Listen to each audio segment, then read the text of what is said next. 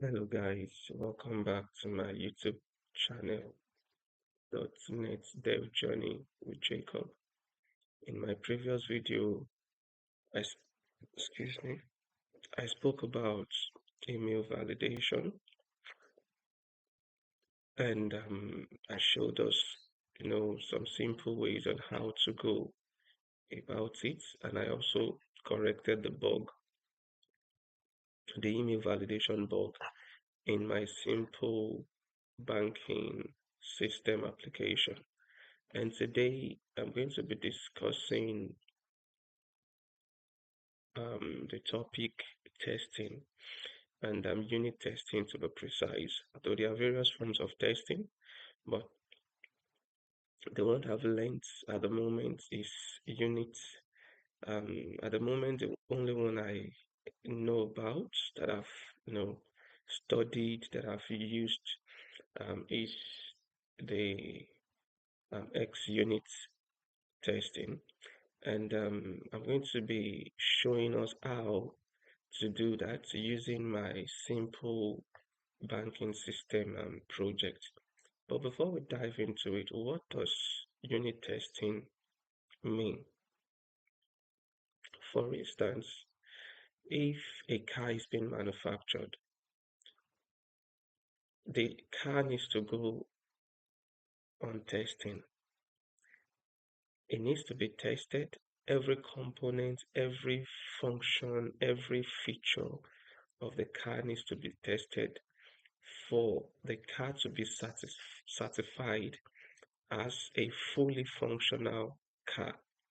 In fact, sometimes we go on test drive just to be able to see how the car works, the functionality of the car. So, in um, that same idea is what we can relate to unit testing when it comes to software development. So, unit testing simply means, as the name implies, unit testing. It simply means checking a specific behavior of a system in isolation, predictably, and fast. So, unit testing has to be very fast, like the outcome of a test needs to be fast. And why does it need to be fast? It needs to be fast because if it takes longer time to execute the test, it means there is an issue, and then programmers or testers might even shy away from it because it takes longer time. That is why it needs to be simple. It needs to be a specific behavior, not the general functionality of the application or the system now, but a specific behavior, a specific feature, a specific function of the system in isolation without depending on anything. The behavior, the functionality, or the feature has to be able to be tested without any dependency on any other thing. So that is why it has to be a simple behavior tested in isolation. The outcome should be predictable and it should be very fast. So take for instance this simple banking application. What can we test here when it has to come when it comes to unit testing? We can test a whole lot of things. For instance, the whole application has different functionalities. It has the deposit, it has the withdrawal, it has the activate, deactivate, update profile, a lot of behavior and functionality. But for air for unit testing, we can't test the whole functionality together. You understand? So we can test the deposit behavior of the system. We can test the withdrawal behavior of the system. We can test the create account behavior of the system, additional account behavior of the system, and so forth. and so on and so forth. So another thing we also need to know is that while creating uh, a unit test for a system, the it has to be a new project. The unit test has to be a project on its own. Okay, let's go on about doing that, and let's so as I you know work on this project, then I will be explaining the rationale behind every action or every decision. So for us to create a unit test for this program, so I have to come to the solution here. Then here I say add a new project. And here we can search for X units. As you can see, here it is. So we can come down here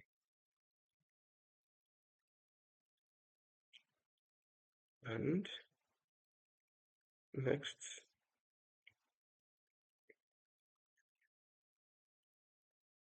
next, oh, sorry. So here we can say tests simple because it has to match with the name of the application so that we can know um, what we are testing in case if we have multiple projects. So simple banking system and dot tests. So next it's now we also need to be conscious of the framework that we are using because if the framework here is different from the framework um, that we use for designing the main project, then there's going to be an issue. But let's just go ahead and see what I mean by that. So here, as you can see, we have the folder for test simple banking system, and we have a project for the main um, program, the main application, which is the simple banking system. But here is the project that is going to be testing this application or this system. Having said that, why do we need to put the test the simple banking system test project side by side this together in the same space? Let's use this scenario. Uh, a student and a teacher, both are different entity entirely, but the teacher is the one teaching the students at the same time testing the growth, the development, the understanding, the capability of the student. So when the um, student and the teacher meet, they meet together in the same class. But that does not mean that the teacher and the student are same. They are different entity. So here we have the main project and the um, project testing and the main project and the test project in the same class, but they are separate entities. And why can't we add the test project inside the main project? We can't do that because the test project cannot be shipped to production alongside the main project. So it is just to test the project. If you take your car to a mechanic workshop, the car and the mechanic are both in the same class because they are together in a mechanic workshop. But at the point where the car has been fully checked, certified to be functional and faultless, when the car is shipped out, the mechanic does not go with the car. The mechanic, stays back in the workshop while the car is being launched out to continue its operation with its user or owner. But the mechanic stays in the workshop. So it's the same concept. The the test projects cannot be shipped to production with the main project. So it has to be in a separate you know uh, folder. It has to stand alone on its own.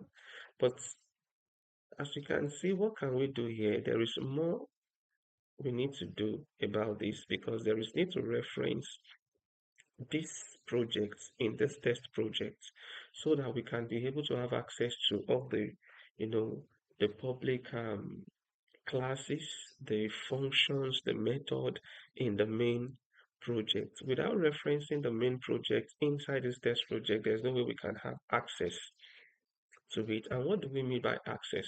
Just like as I was using the car mechanic analogy, for the car to be checked or tested by a mechanic, the mechanic needs access to the car. So the car is either the car is moved down to the mechanic workshop or the mechanic is brought down to the location where the car is. Or take for instance, if we have a sick person that needs a medical service, the sick person has to go to an hospital for the doctor to be able to have access to whoever the person is, for the doctor to treat the patient or diagnose the patient or test the patient of whatever it is they need to be tested for. I hope you understand the picture I'm trying to paint here. So, without referencing the main project, which is this, the test projects won't be able to do anything or have access to the main project. And to be able to reference it, we right click and we come to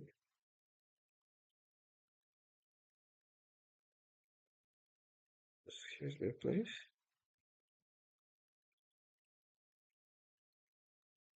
We come to reference. Here is reference. Oh, I think I need my glasses.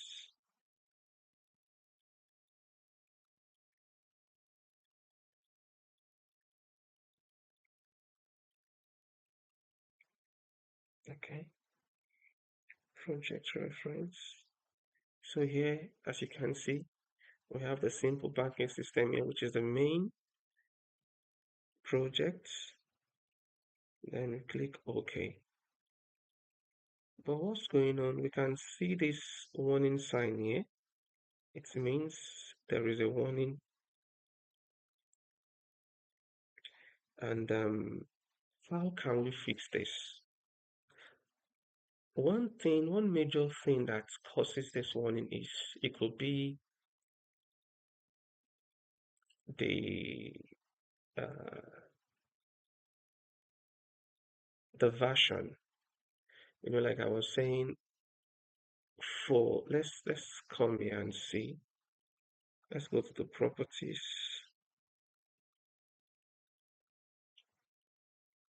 So we're in the general. If we look at the target framework, we can see here is .NET 9.0. But if we come here, let's look at the properties. Oh, that's this. If we come here, so let's look at the properties for this. You could see here we have 8.0, but for the main project itself, we have 9.0. So that's why it's giving us this warning. Not that it's an error per se, but it's just giving us that there is something is wrong somewhere, something is, needs attention. And to be able to correct this, all we need to do is we come back here to the test project and we change this to 9.0 so as to match with the main project, and that is it. So that's all we have to do. And as we can see, the warning sign is off. So let's close this. And yes, we have our first unit here. So what do we do? Don't forget, I said we can only, it is better to test a behavior in isolation. And the behavior we are testing, it has to have a predictable outcome and it has to be fast. So let's say we are testing for the deposits, behavior of this application. And before we go there, you know, the easiest, um, the easiest file or the easiest thing to test in an application is the domain. The easiest level is the domain level, you know. And reason why is because the domain level just has to do with business rules. That's all. Just business rules.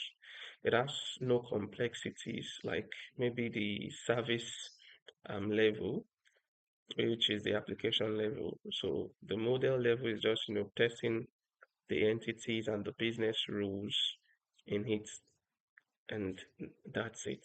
So for instance, now we want to test the deposit. So we want to test that when we enter a valid amount, what is the functionality of the deposit? The functionality of the deposit is once money is deposited, the balance should increase by the value deposited. So we want to see if um, this is uh, this is the result we are going to get. And to do that, let's change the name of this unit test.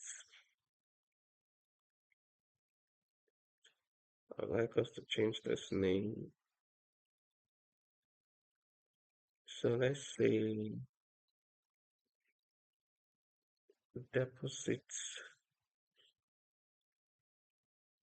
uh, let's say accounts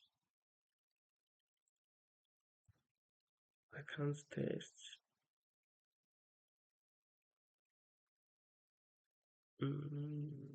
Okay, let's say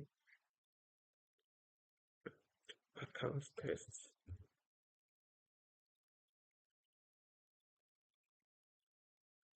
So accounts entity test. Okay, let's leave it at that. Say this to account entity. Yes, account entity test. So here we are doing deposits, withdrawal,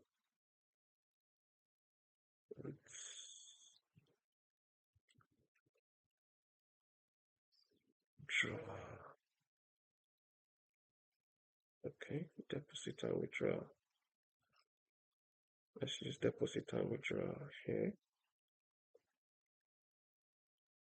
Should it be the case? Oh, let's use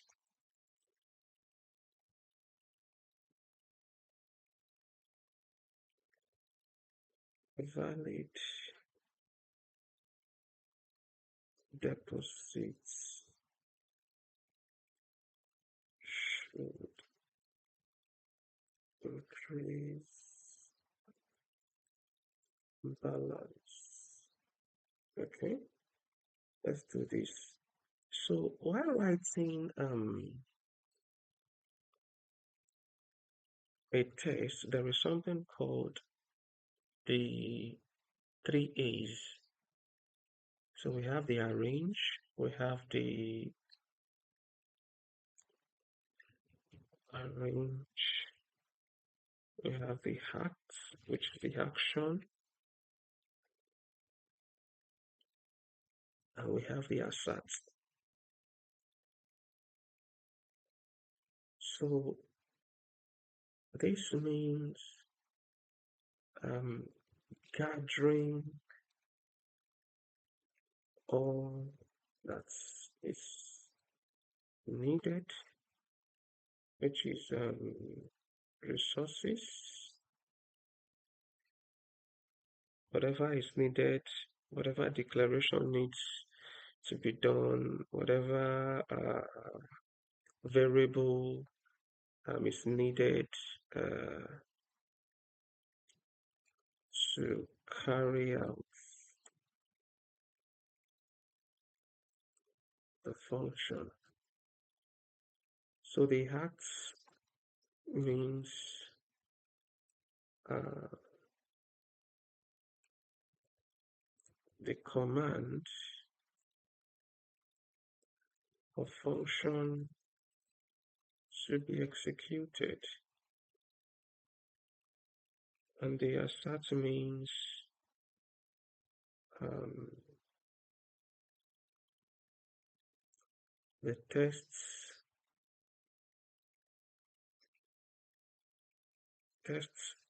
results check. So to confirm or to assert the test results. So these are what these three things, you know, simply means. So now let's go to the arrange. What are we going to be doing? If we come to, uh, if we go to the main project here, and we go to domain, we go to accounts. Don't forget, we have savings and we have the current account. So, but we can use any of the two. Let's assume we want to stick with current account. So, and what are those things we are going to be declaring for deposits? It's just amounts. But first and foremost, we need to, um, you know, declare for gather all we need for accounts, and this is all we need for accounts. We need the customer ID and we need the string account number. That's what we need, because if we come to current accounts that we're going to be using, you can see these are the two fields we will be supplying to it. Just this, ID and account number. So let's say we want to use a static, account number that we are going to be declaring by ourselves. So let's come here and let's say we have variable accounts is equals to new current accounts. In brackets, we have that's new great. Then we want to generate an account number for ourselves. 1, 2, 3, 4, 5, 6, 7, 8, 9, 0. So let's assume this is the account number. So here we have our account. So what do we do next? So for the acts here, let's come here and see our current accounts. We are going to do deposits, but the deposit has been declared here in the abstract account class. So here's the deposit, and we know that balance should increase by the amount that is passed in. So let's say deposits. No, sorry, we are doing accounts dot deposits. So let's say we are depositing £100. So this is the command that we want to execute. This is the command we want to execute. And we want to assert that assert dot equal, what are we testing? Don't forget, once a new account is opened, this is what we've declared the balance to be. The default balance is going to be 0. So it's just going to be 0. So which means that at this point, when we created this new account, the balance automatically is 0. So we need to, if we want to increase the balance, then we need to deposit, and that's what we are doing here. We have said account.deposit. So we want to see if what we have deposited is what will be returned as balance. We want to assign balance. What else do we want to check for? Okay, let's just check for this first for now. So we've saved it, and now we can come here to run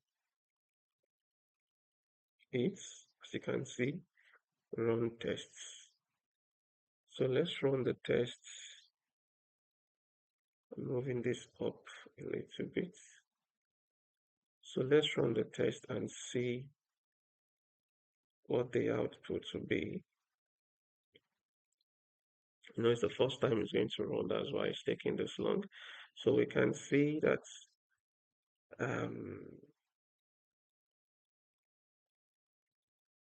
we have our test here. Okay, there's been a test here before. Let me remove this. If this can be removed, I don't know.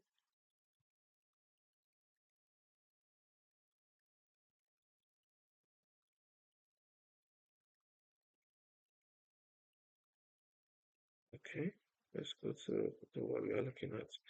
As you can see, valid deposit should increase. Is successful here. So we can see passed and 0 failed. Passed and 0 failed. So which means that this test is actually successful. So let's rerun it again and let's see. So you can see 16 milliseconds. So it has to be fast and it is successful. You can see one past test, and this is the only test we have here. So what else can we test for? We can also assert to see if, let's say, because here if we look at this account, we are using a result-based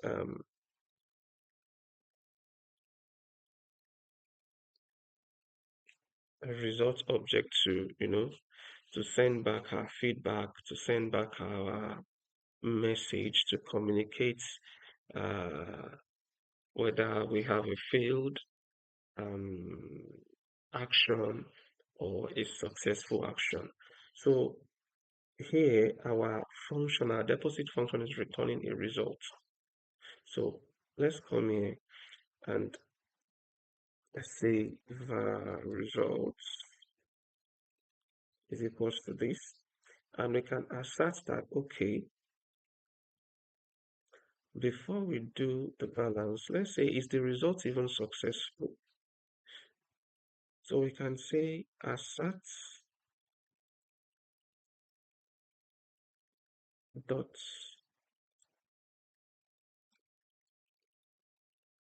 true. We want to test if this is true. We want to say test if results dot is successful,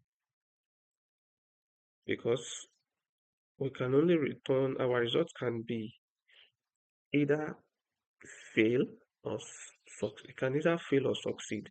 So we want to see if it is successful. Don't forget our results has two properties. It has in fact three properties. It has its success, its failed, and it has misses.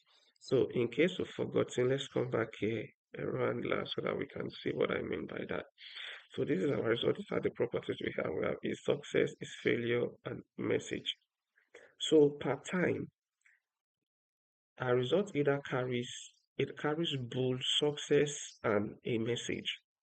So this bold success is either it is true or it is false. If it is true, that means we have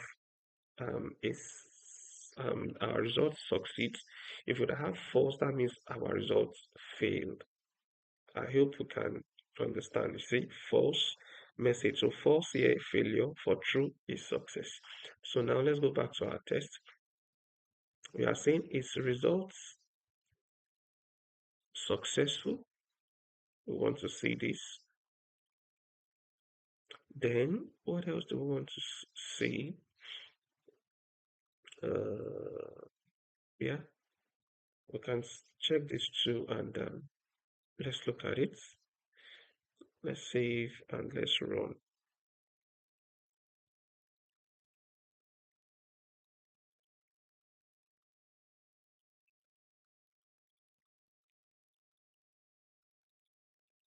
So as you can see, it's successful. Successful. So we have no issue. So now another thing we can check for is let's withdraw and see. Let's say facts. Don't forget we have to put this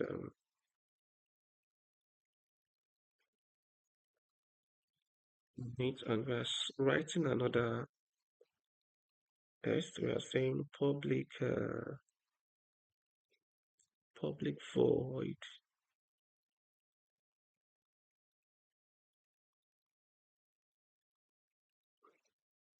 valid valid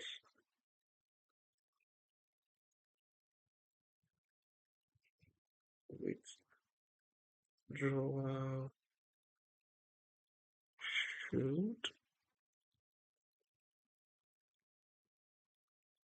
decrease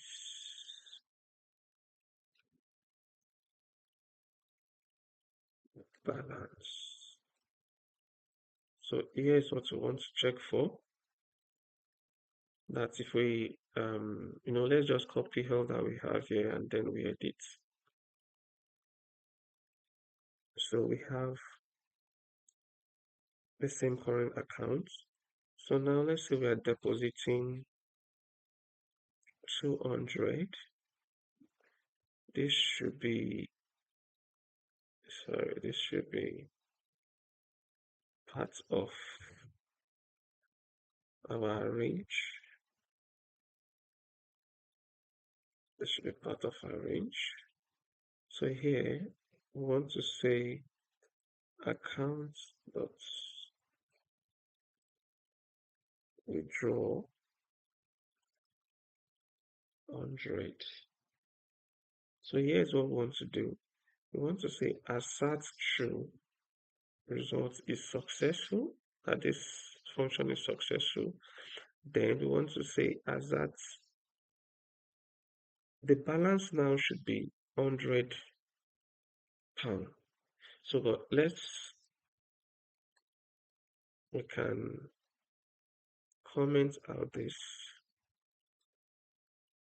and then let's deal with this. So this is what we are running now. So let's go and run the tests. You can see this is pretty simple to do because we are just testing business rules, that's all.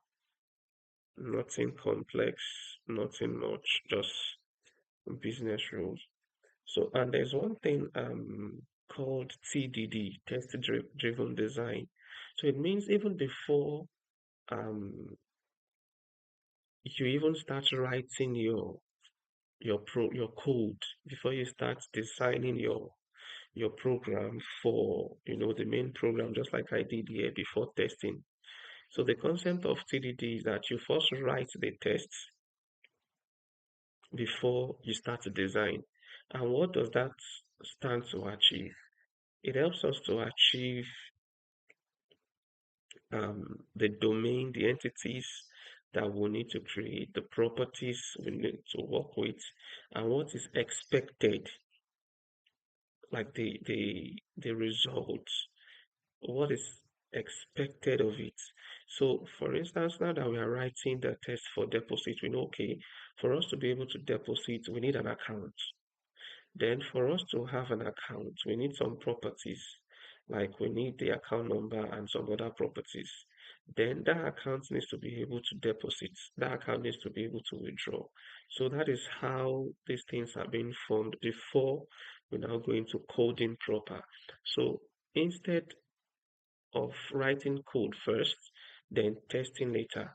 You start with testing first, then writing the code later. So as you test, it gives you the mental, image, the mental picture, the mental ideology of what and what you need, the elements, the tools you need to be able to, to develop that system, to be able to design the system you really want. So that's just the concept of TDD.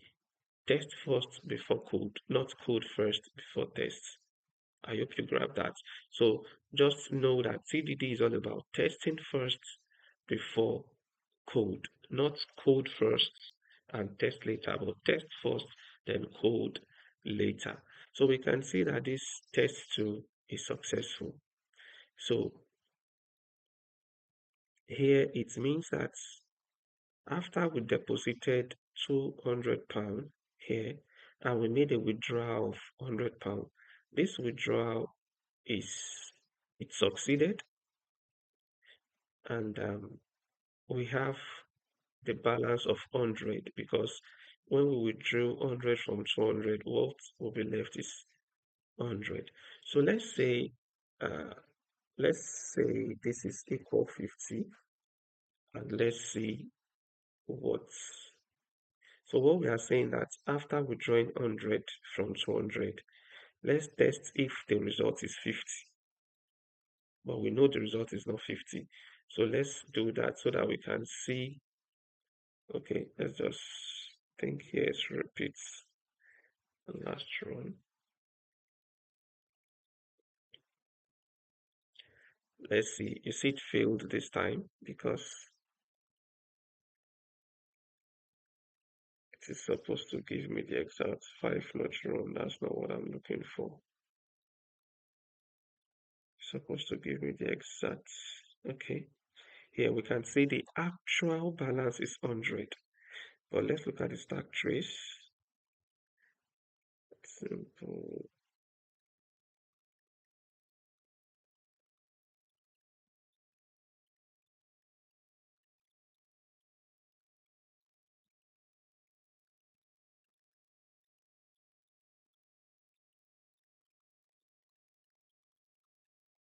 So the actual result is 100, but we are testing 50. This is not what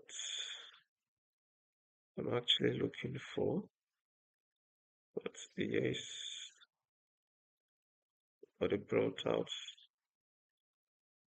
Usually there's a specific. Let me see what's going on here. Can't I delete this?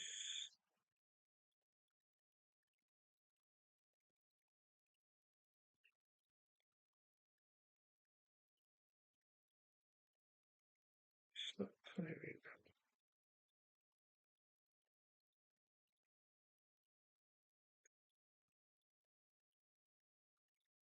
I want to see if I can.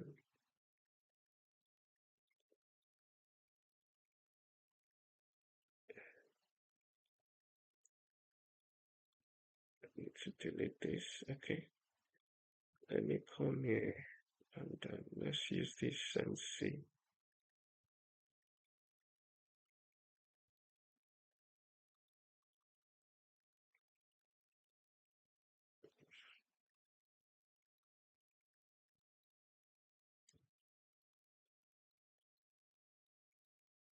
Okay.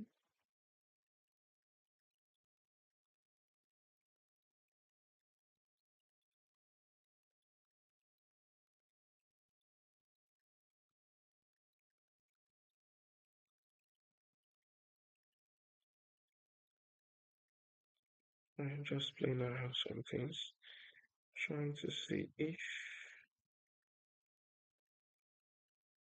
account entity tests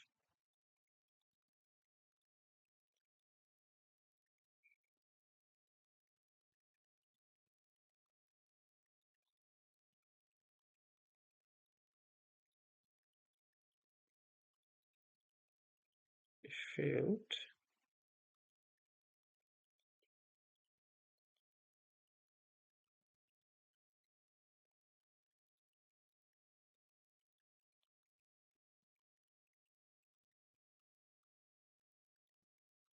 To clear this one. I don't know why it's not clear.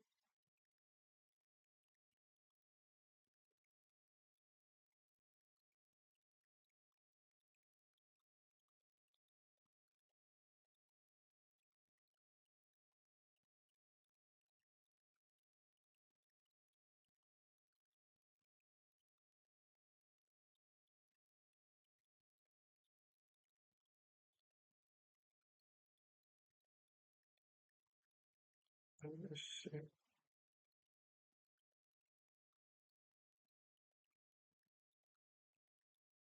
Uh, Coming page. Look at something.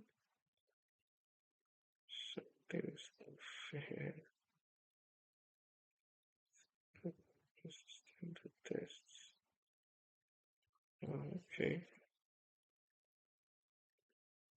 I want to delete this. Yeah. So let me close this. I want to close this and then let me rewrite.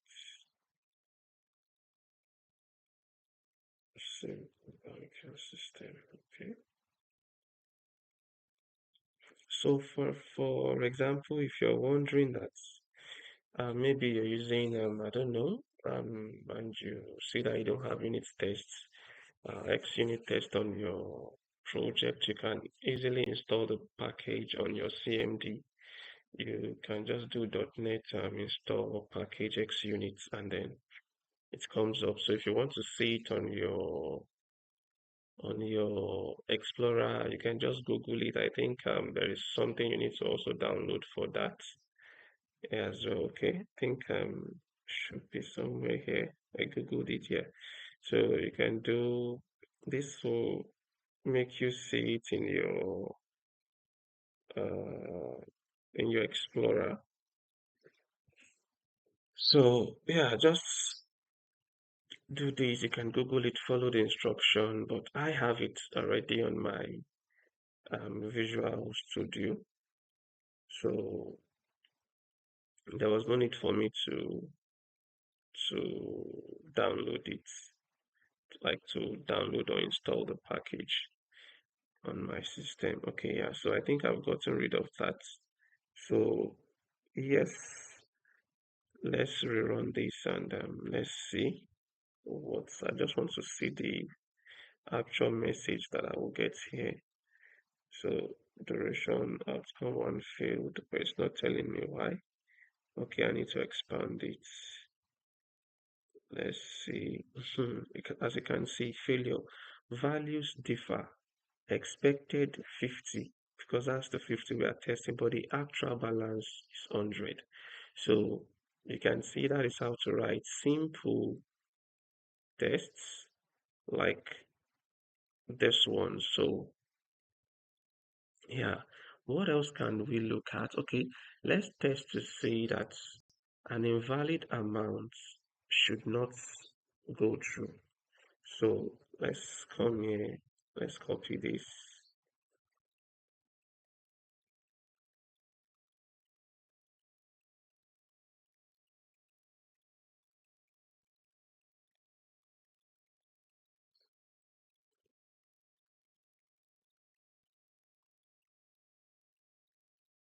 Let's copy this. I'm going to comment this out. So we are saying uh, mm,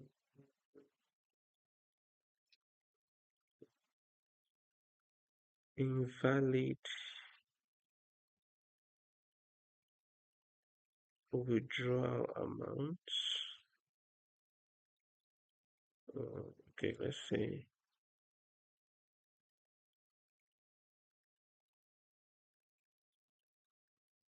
mm, if balance is greater than, I mean, if amount is greater than balance, it should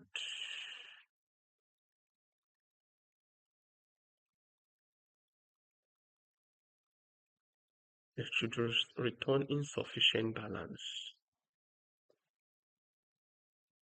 So how do we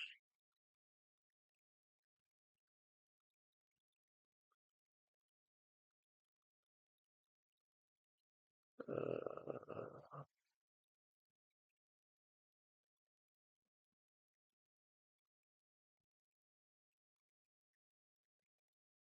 if amount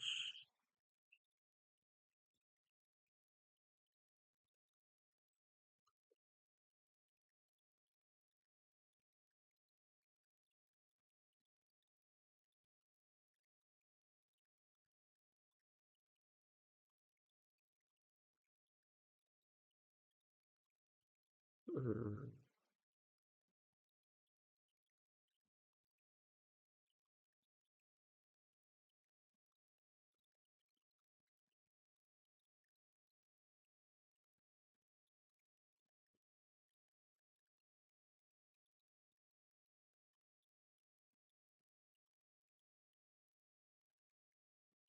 when I say insufficient percent balance.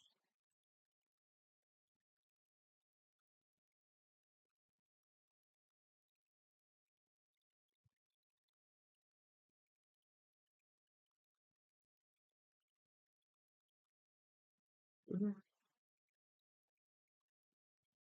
Well, let's just say insufficient balance tests. Insufficient balance tests. So we have a current account as well. We have deposits.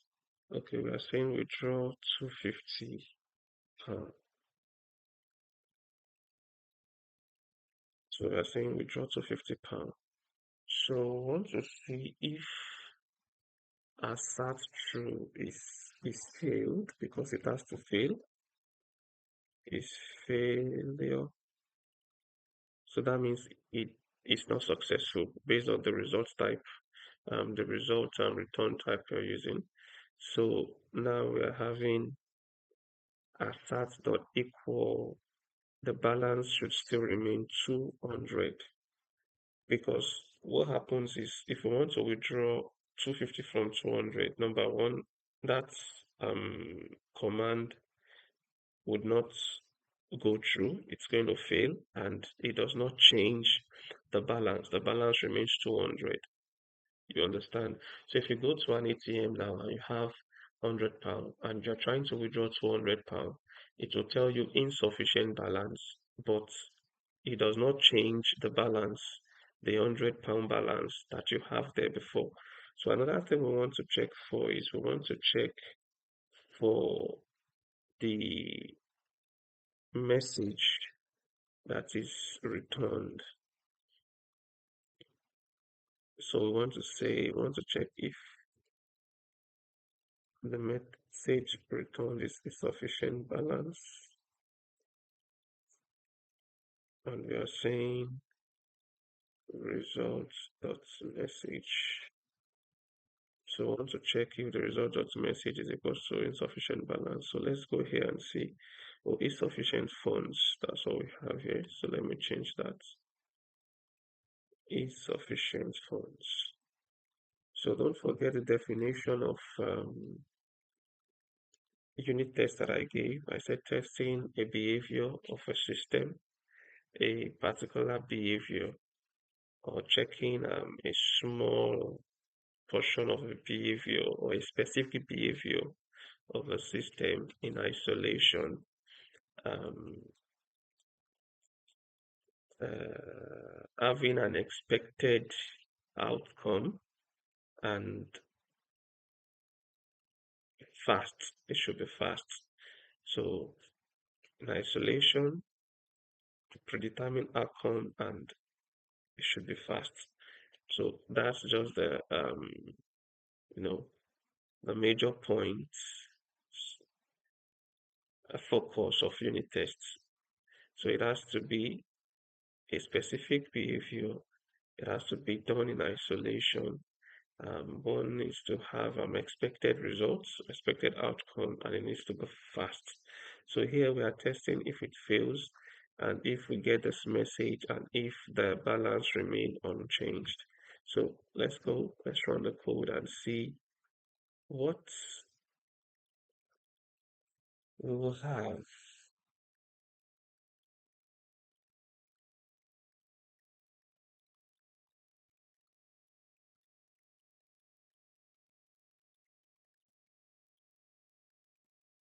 So we can see it's passed. We got the message we wanted. The balance is not changed because this is just what it is. So this is what unit tests is all about.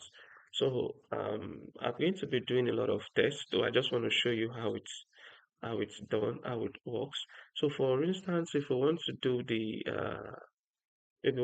the service, the account operation service test, and that's dealing with the application layer and not the entity anymore.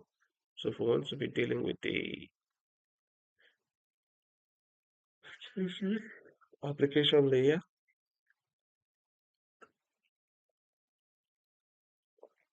and here is application, which is the service, and we have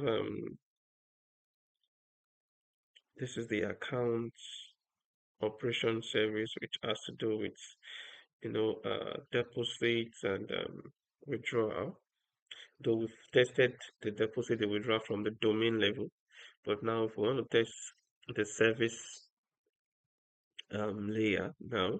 So, but don't forget we have um, dependency inversion here, as we can see.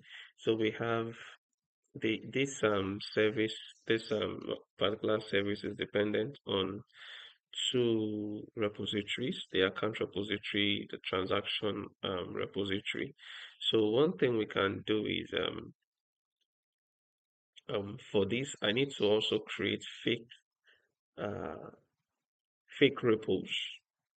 So I need to create a fake account repo and I need to create a fake customer repo because I can't use, an original one. This is a test, so I need to switch the repo with a fake repo. So, and to do that, I just need to come here and probably say I want to open a new folder. Although I'm not going to show the full stuff here because the time is already um far gone. 54 minutes into the video. I just want to show us something. So I can just say fake. Let's say test repos. So here I can say I want to create a fake account repo. So I can say fake account repo because I'm going to be needing it. So once I had this, As you can see, I have my fake account repo, so I can just make this public. So I can declare, let's say, uh,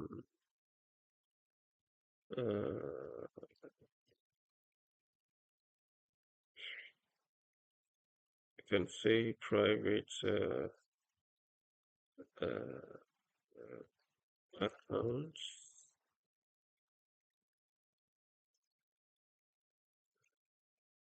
It was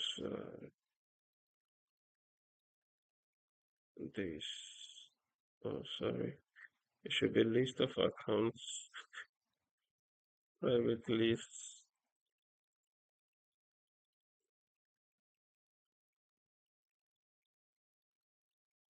list of accounts. Is the accounts now? Okay, accounts, just accounts. And it can just be an ordinary list.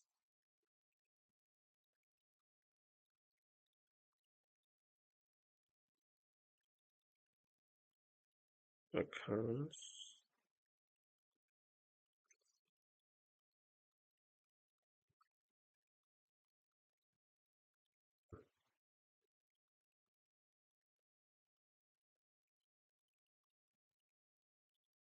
So I can have my, let's say, uh,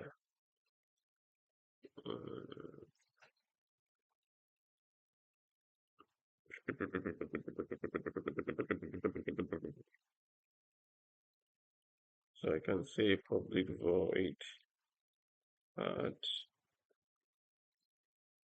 So, and here I'll just have account as add. So I can just have, fake stuff like this, write the code, then I use that as my test repo. I'm going to do that anyways, and then I'm going to also post the full video of that explaining how I did it and what I did to to test this project. So yeah, now at the learning, I'm at the testing phase of my simple banking project, and once um I'm done with testing it, then I move on to the next phase. And very soon we'll be going into ASP.NET, doing the web things, the API things, and all of that. So, just stick with me. And I believe you've learned something from uh, this video. This video is all about unit testing. Unit test, and I'm using the simple banking application project as a use case for these unit tests. So, and don't forget, unit testing is all about testing a specific behavior of a system in isolation with an expected outcome and fast. So, these are the major pinpoints of unit tests. So we have a predetermined result that we know already that we are expecting, and we are testing to see if that is the outcome we are going to get based on this predetermined or expected outcome. But most importantly, again, it has to be a specific behavior and it has to be fast. So if there is any failure, probably maybe there is it's going to reveal maybe there is tight coupling. There is you know uh, a lot of issues that probably bad structuring of the code that needs to be reconfigured, that needs to be refactored, that needs to be restructured, that needs to be made better, and maybe remove any form of dependency, and introducing abstraction as much as possible. So I believe you've learned something from this video. Please be encouraged. Let's continue the work together as we grow together to becoming a professional .NET developer. Thank you for joining me on this video. I hope to see you in my next video. And please don't forget to subscribe. Click the like button and let's grow together. Thank you. Bye bye.